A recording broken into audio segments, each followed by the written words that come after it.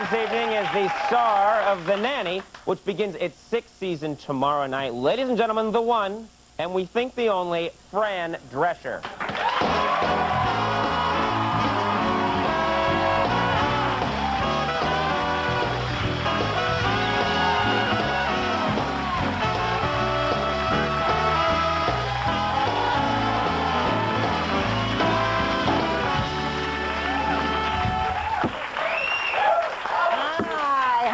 I love what you're wearing. Oh, thank you. Well, you look like the Hulk's sexy girlfriend. It's very cool.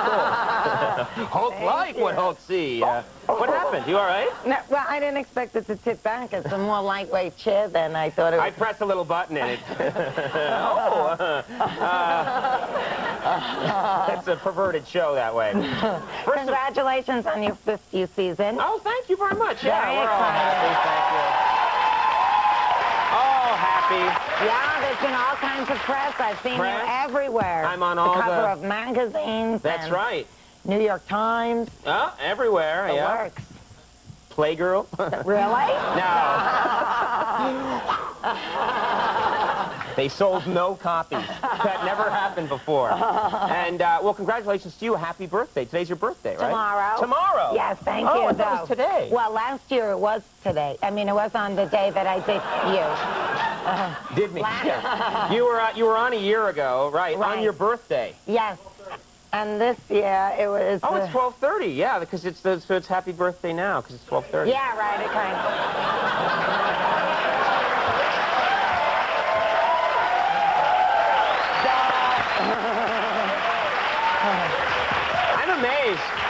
I'm amazed we can get big celebrities like you to come here this time of night.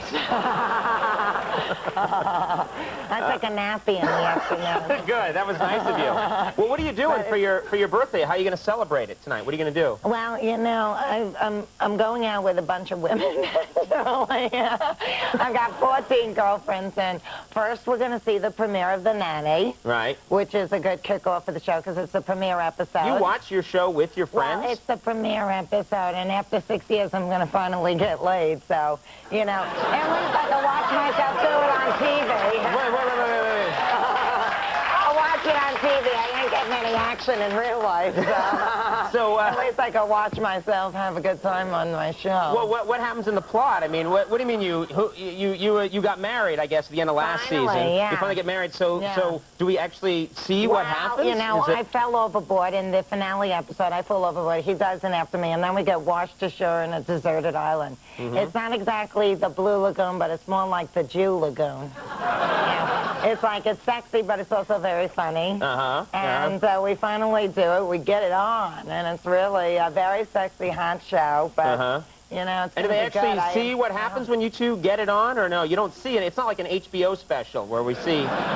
No. Well, you know, certainly, I think you'll enjoy it. It's good. Okay. All right. Yeah, it's going to be a very fun, sexy season. All right. I've never worn so much lingerie in my life. What do you mean? You on the show you wear the lingerie? Yeah.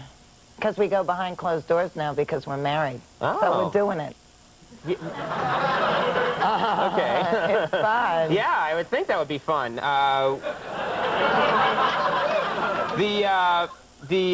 You mentioned earlier that you're single now, you know, in your real life now. You're out there dating. What is the single life like? Not really, but you know. What are you talking about? You make these jokes. You're a very attractive woman, big star. You can have. Can't you just point to a guy and go, "Let's go, let's," right now? I don't like anyone. No one likes me. What? What are you talking about? I feel like Chuck Woolery here. What are you talking about? I wrote this article for Harper's Bazaar called "Waiting for Dick." And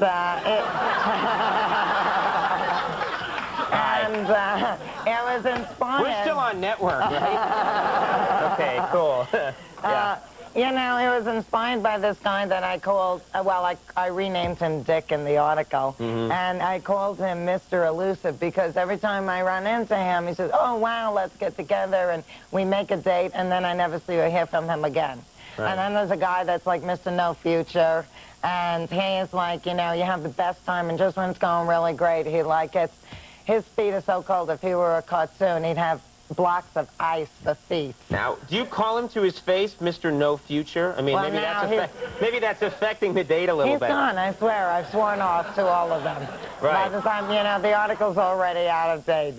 Is it tough? Do guys get intimidated because, you know, you're on the TV and stuff? I started to, it started to occur to me that maybe, you know, I wasn't getting picked up because people might have been intimidated. Like, I had to make the first move. What are you doing tonight? Let's go to a break and talk about it. Well, it's funny. No, it is funny that you mentioned that, because I would think, you know, if I was single, I wouldn't just go up to you and ask you out. Do you know what I mean? Because you would, Mike. What do you mean I would? Mike, I mean, you know, because I would. Well, Conan O'Brien. Yeah, but I have no self-esteem after 5 years on the air. I'm famous for that. No, but I would think your average guy is not going to do it because he's going to find it intimidating. That's what I'm beginning to realize, though. I guess, have to make the first move or something. But, you know, I have a good time partying and with friends, and that's when I'm sort of the mode I'm getting into now. And if, you know, whatever happens, happens, you know, with either Peter or I or whoever, you know, I'm just kind of chilling on that. I'm not thinking about it. Everybody says when you don't think about it, that's when the best things happen. Is don't it true? Think about it. I don't know. I'm a loser. I've heard people say that when you're not. Say that. People told me that when you're not thinking about it, that's when everything comes your way. Exactly. So, I'm like trying not to think about anything. Right, but here I am making you think about it so that you'll always be lonely. Tell us, what are your plans for Yom Kippur? Do you have any plans? I don't know anything about Yom Kippur for obvious reasons, but tell me a little bit about the significance of... You make it sound like a Chinese sautéed dish. I'll have a side order of the Yom Kippur, please. Right. A la ding. You know, you know, when everybody's going to break fast, I'm going to watch the show. I'm going to get together with the girls. Right. And then, you know, we're all going to be together, so I don't know what we're going to do. Maybe we'll just go to the Meow Mix, a lesbian bar, and to hell with it. Try an alternative lifestyle. Although I'll tell you... What a great way to celebrate this religious event. I was reading this book. There was a whole scene in it about, you know, two women together, and you know, I mean, it was exciting to read it. I mean, you know, but then after I finished reading it, when it was all over, then I thought to myself, well, you know, for me, it really wouldn't be over. That's sort of just like a tease, because then, well, you wouldn't, but I don't. Wait a minute. Back up. Well, I was going to say, don't you want to feel a man on top of you?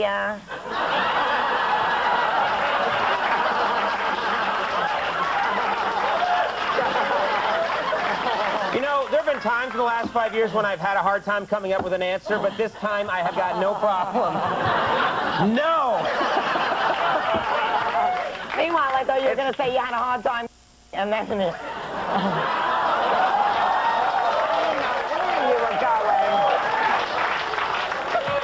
Well, you just, it was only 5 years, but it was a good 5 years. Yeah. We're now on the Spice Channel, the second part of this show. You know, I just got satellite. You just got satellite? And you know, the Spice Channel, you gotta always phone it in when you want it. You can't just, like, be spontaneous. Like, you know, just to kind of be like a booster. You can't just, you gotta, like, make a whole phone call and order it. I didn't know that. Well, how long does it take? I don't know. Andy? I've never done The Nanny. The Nanny is Wednesdays at 8 o'clock p.m., of course, on CBS, the season premiere, so check that out. Yes. Yeah, and we love it when you come by. Thanks for being here. Oh, my pleasure. Thank you for having me. Great audience Fran always. Drescher, everybody.